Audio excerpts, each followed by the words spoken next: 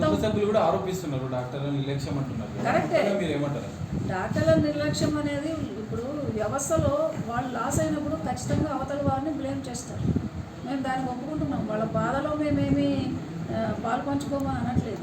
So నిర్లక్ష్యం ఉందా లేదా అనేది as per schedule, as per roster, as per ward positions there are 3 staff nurses. అక్కడ వార్డులో ఎవరు లేరు అంటున్నారు. 3 స్టాఫ్ నర్సులు ఉన్నారు, మధ్యలో పాప సిస్టర్లు ఉంటారు, మా పీజీ డాక్టర్లు ఉంటారు. సజెస్ట్ చేయలేదు అంటే రాత్రి కాదు నాన్న, రాత్రిపూట ఈమె చెప్పాలి కదా. 10:30 తర్వాత డాక్టర్ లేపి అడగదు కదా, వాళ్ళు రౌండ్స్ చేసుకుని వెళ్ళిపోతారు.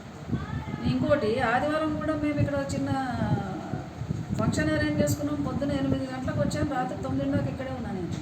వాళ్ళకి అలాంటి అనుమానం ఉన్నప్పుడు ఖచ్చితంగా మా దగ్గర కన్నా రాలేదు వాళ్ళు. సో ఆదివారం 8 గంటలకని సోమవారం ఉదయానికి పెద్ద తేడా ఉంది. రాత్రి 10 గంటలకు ఆమె పడుకుంది. పడుకున్నాకైతే లేపైతే చూడరు కదా, అది మనం కంప్లైంట్ చేయాల్సి ఉంటుంది. మార్నింగ్ 4 o'clock తిరుగుతూనే ఎవరు పట్టించుకోలేదు.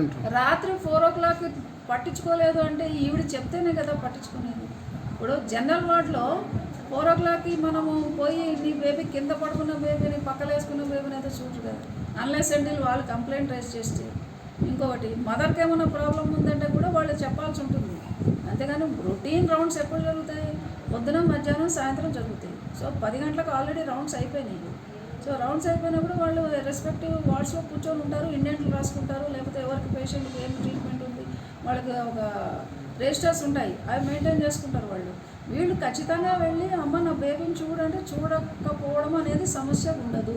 రెండోది ఎస్ఎన్సియు కిందే ఉంది. ఇంకొకటి ఈ హాస్పిటల్లో ప్రతి ఒక్క పేషెంట్కి తెలుసు, రాత్రిపూట ఏమైనా ప్రాబ్లం అయితే ఖచ్చితంగా మదర్ బేబీని పట్టుకొని కిందకి వెళ్ళిపోతుంది. మరి ఇప్పుడు ఎందుకు వెళ్ళలేదో అర్థం కాదు. అది ఎవరికి కూడా తెలియని పరిస్థితి లేదు ఈ హాస్పిటల్లో. ఇంకా 2 రకాలు ఉన్నాయి. ఒకటి డిఎంఓ ఉంటుంది, అక్కడ అవుట్ పోస్ట్ ఉంటుంది, పోలీస్ అవుట్ పోస్ట్ ఇక్కడే కూర్చొని ఉంటారు. సెక్యురల్గా అయితే 90% అయితే హాస్పిటల్లో తప్పదు.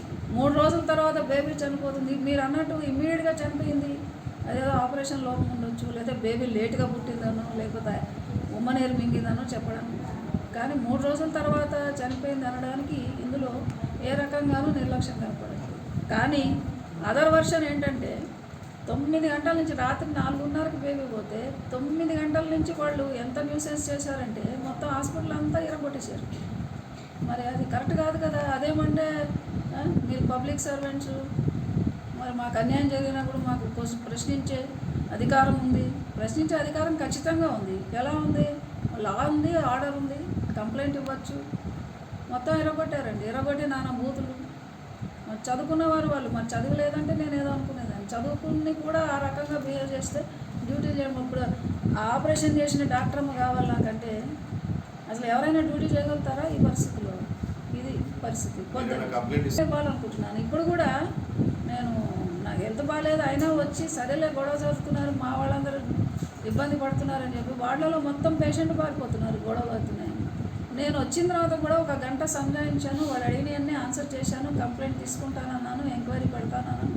అయినా కూడా వాళ్ళు ఆయన వచ్చి మళ్ళీ అదేంటి బల్లగొట్టి మీ సంగతి చూస్తాము, ఇప్పుడు 100 మంది దిగుతారు, అది ఇది అంటే మరి మేము చేయక ఏం చేస్తామండి? రేపన్న రోజున మాకు కూడా సెక్యూరిటీ ఉండాలి కదా. ఇవాళంటే మీరు అందరూ వచ్చారు, రేపు మరి మళ్ళీ వాళ్ళు ఇంకో గొడవ చేస్తారు కదా. సో ప్రికాషనరీగా ఒక కంప్లైంట్ అయితే లాడ్జ్ చేద్దామని అనుకుంటున్నాను. సో ఇదింది నేను కాదు కానీ మారమ్మ గారు ఉన్నారు. సో వారు విజ్ఞతతో మళ్ళీ మేము ఒకటి చర్య తీసుకుంటాం. ఖచ్చితంగా దీని మీద ఎంక్వైరీ చేస్తాం. ఎంక్వైరీ చేసి ఒకవేళ డాక్టర్ల నిర్లక్ష్యం ఉంటే, సిస్టర్లది కానీ డాక్టర్లది కానీ ఉంటే ఖచ్చితంగా మేము చర్య తీసుకుంటాం.